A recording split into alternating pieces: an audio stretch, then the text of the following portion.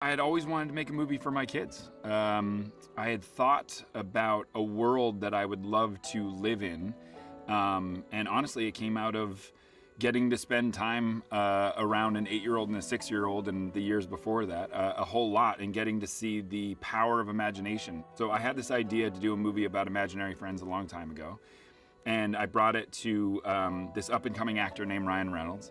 And he and I were talking about doing a movie together, and I said, I have this idea about imaginary friends, and I'm still figuring out exactly what it would be about, but would you want to be a part of it? And he was like, yes, definitely. And so I thought, if I do a movie through the eyes of this little girl and actually show how imagination is not only this powerful tool to have fun, but also this enormous coping mechanism to make sense of things that might be difficult to make sense of otherwise. In my opinion, Ryan Reynolds is one of the most talented people we have ever had in this business, full stop. Not only is he clearly wildly funny, but he is so enormously talented in his performance. He has the ability to draw you in with his charm, with his comedy, but then also make these hairpin turns of emotion. He knows that timing isn't just about jokes. Timing is also how you get an emotional reaction out of someone too. And I'm just so excited for people to see him in a role like this, which, to be really honest, I don't think anyone else could have played. Clearly, I am someone who is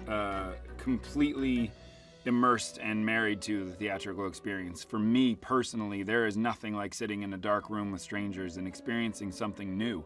I think that the thing that makes movies the most theatrical, in my opinion, these days, is to immerse people in a world that surrounds you both in sight and sound. And I think that this movie is exactly that. It's not just a story that you want to see in a two-dimensional form, but it's actually something that you want to live in. You want to walk with this little girl, and when she meets these magical characters, you want to meet them as well. This movie is about you step into that theater with whatever was on your back during the day or whatever worries you had, and this movie will not only transport you to a place, a magical place where you can experience something that you've never experienced before, but it'll also allow you to look at the world when you go back out in a different way. And if you have stress, if you have fears, which we all do, it's not about the fact that they don't exist. It's about we can deal with them in a different way, which is more hopeful. So I think for me, if I had one thing I wanted people to leave this movie with, it's hope. Cailey Flemming is one of the more talented actors I will ever have the pleasure of working with. She has the skill level of someone who has been working for 50 years. I'm not quite sure how that's possible, but she has this contained confidence, this unbelievable ability to take notes and do exactly what you're asking her to do, and all the while with a huge smile. And I believe mathematically every single take ended with 2 hands up for a double high five, every single time. You would think that a movie about imaginary friends would be strongly tipped towards the cast that is playing imaginary friends, and you might be right if it weren't for the insanely talented people like Fiona Shaw, who plays Bee's grandmother in the most amazing performance. I love her so much. I'm desperate to be around her constantly. Whether I have to move to London or she has to move to New York is still up in the air. We have Bobby Moynihan, who I've been a huge fan of for a very long time, from SNL and everything else he does. He is so heartwarming, kind, sweet, and adorable in this movie. I think Bobby might be an imaginary friend, so hopefully he shows up on camera. He might be my imaginary friend. And then Alan Kim, who plays the part of Benjamin. He's the other kid in the movie. And he is a kid that I think is a product of too many screens, not enough time alone to investigate your own imagination, but things are presented to you.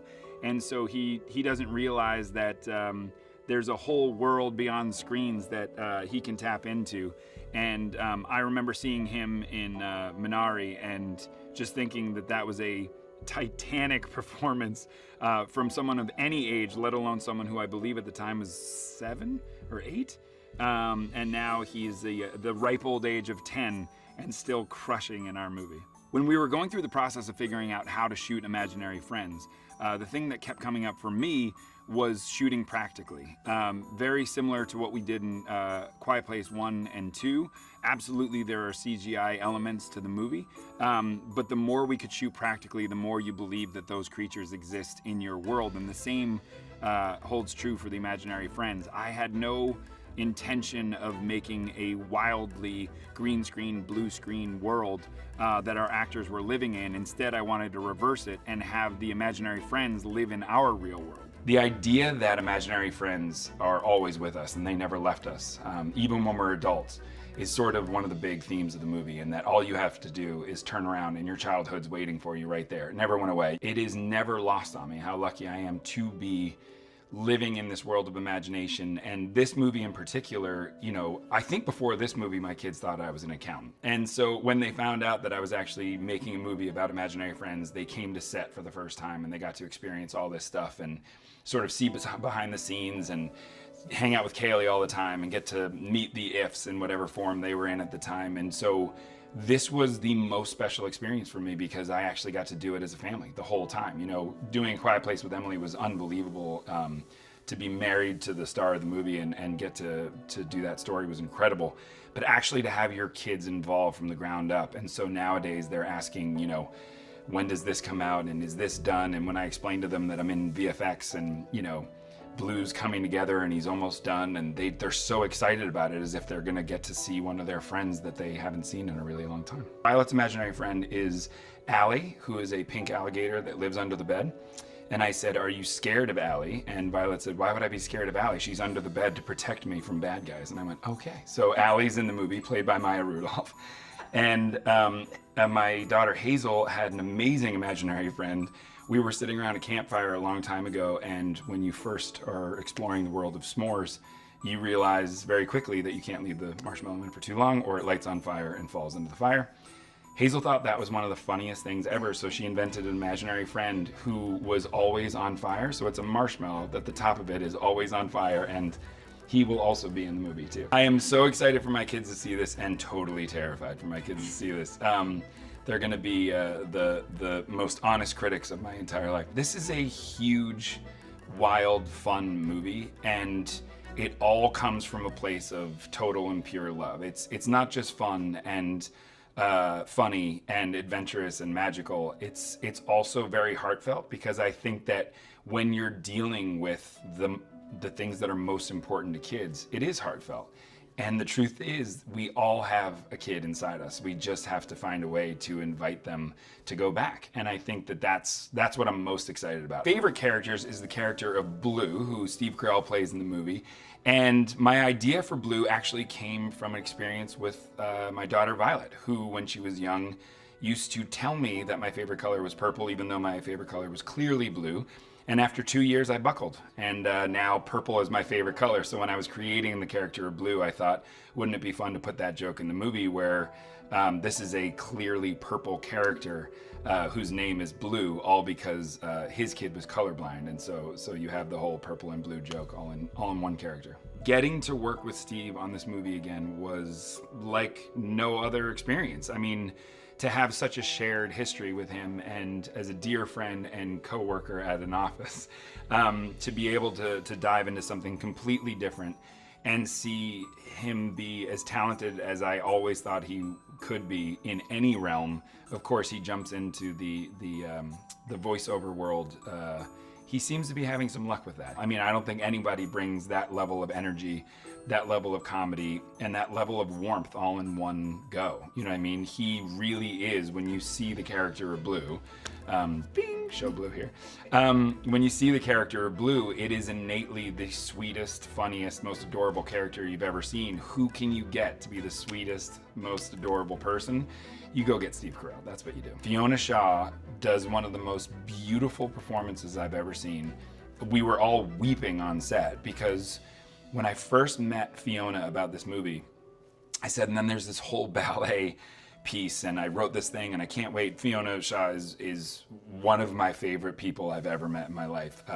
Talk about a magical person. I'm not even sure she's a real person. She might be an if herself. But I remember talking to her about it and saying there's going to be this amazing ballet piece, and we'll get you, you know, a dance coach or whatever. And she said, oh, I did ballet till I was 16. And I said, what? And she right then and there just started to dance in front of me and do all these moves that she hadn't done for however many years. And I was blown away. And then I said, well, why did you stop? And she said, oh, just too old, too awkward, and too tall. And so that is the line that she will say in the movie, which is, I was too tall, too old, and too awkward. Who wants to see an older person dance? And that's exactly what happens before she dances. And so it was all just so serendipitous and beautiful. And the moment she said that, I was like, that's what the movie's about. So it was great. For me, shooting practically is the most important part of any movie, whether it's all practical or there are visual effects elements, because your job is to bring people into the movie as honestly and in a real way as you can. And then introducing some magical elements, even in A Quiet Place. My job was to shoot 0 green screen and make sure that we shot the movie as if it was the real world. And then my job was to drop in these creatures in the background whenever they were necessary. And I wanted to do the same thing. My favorite movies and my favorite directors shoot everything practically, and that is for a reason. It's to bring you into that world in an organic way. If I can bring these actors into a world that looks and feels like the real world, then you believe that these imaginary friends are actually there.